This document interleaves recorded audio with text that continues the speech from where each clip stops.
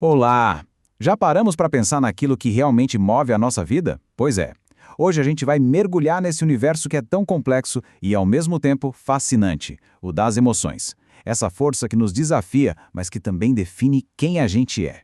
Essa pergunta, quem nunca teve essa sensação, né? A vida moderna parece que nos coloca direto nessa montanha-russa emocional, cheia de altos e baixos, uma loucura. Mas afinal, de onde vem essa sensação? É isso que a gente vai começar a desvendar agora. Bem, o primeiro passo aqui é mudar a nossa perspectiva. As emoções, sabe? Elas não são inimigas que a gente precisa combater. Elas são a própria jornada da vida. Fazem parte de quem somos. São um fluxo constante de aprendizado que nos acompanham a todo momento. Existe um conceito fascinante que o material base chama de tecido da vida. Pensa nisso como a nossa busca constante por conexão e por propósito. Todos nós temos essa necessidade, lá no fundo, de tecer laços com os outros e de encontrar um sentido maior que guia a nossa jornada. E para nos guiar nesse tecido todo, a gente busca o que se pode chamar de fio condutor. Esse fio é a união da nossa percepção do mundo com a nossa capacidade de autoanálise. É essa combinação que nos ajuda a entender nossas reações e, no fim das contas, encontrar o nosso caminho. Agora, vamos entrar no ponto central do problema. A sociedade moderna nos bombardeia com uma promessa sobre como a gente deveria se sentir. Uma promessa que, na verdade, é uma grande, mas grande ilusão. E essa frase resume perfeitamente a questão, a ideia de que a vida deveria ser uma sucessão de picos emocionais o tempo todo. Essa busca sem fim por intensidade é, sem dúvida, uma das maiores armadilhas do nosso tempo. E aqui a gente vê o contraste de forma bem clara. De um lado tem a promessa de euforia constante, vendida o tempo todo. Do outro, a nossa verdadeira natureza humana, que foi feita para sentir emoções variadas, em doses diferentes, e não para viver num pico de intensidade sem parar. E qual o resultado dessa perseguição toda? É o que a fonte chama de caça às borboletas azuis. Uma busca sem fim por algo que, na verdade, não pode ser capturado. Em vez de trazer felicidade, essa caça só nos leva a um profundo esgotamento. Certo. Então, se essa busca constante por emoções nos esgota, qual é a solução? A resposta está em algo que a própria vida nos oferece: a sabedoria do equilíbrio. Vamos ver como isso funciona na prática.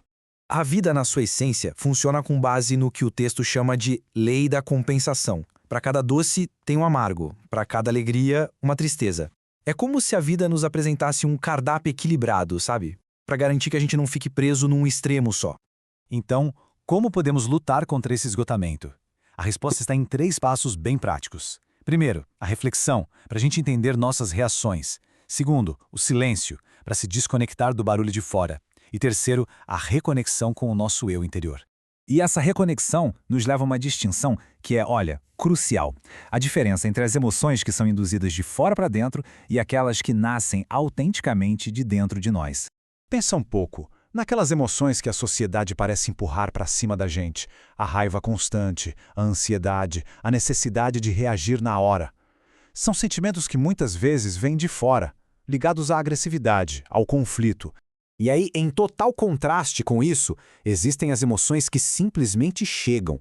Elas não são fabricadas. Elas nascem dos nossos valores, das nossas experiências, e fluem de um jeito muito mais natural.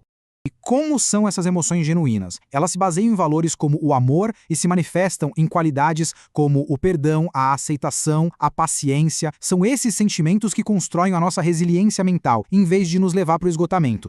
Certo. Então, como juntar tudo isso e navegar por essa jornada de um jeito mais consciente? A resposta está em desenvolver a nossa própria bússola interior. Essa bússola tem 2 guias principais. O primeiro é o amor, que é a base para todos os sentimentos profundos e genuínos. E o segundo é a reflexão, a nossa capacidade de olhar para dentro, analisar o que sentimos e aprender com tudo isso. Ao usar essa bússola, a transformação é profunda. A gente deixa de ser refém dessa busca frenética por sentimentos e se torna um observador consciente da própria vida, capaz de navegar pelas emoções sem ser dominado por elas. Para fechar, fica aqui uma reflexão. E se a verdadeira plenitude não for um destino a ser alcançado, mas a própria jornada? A forma como a gente aprende a caminhar com equilíbrio e consciência por esse fascinante tecido da vida. Uma ótima ideia para se levar, não acha?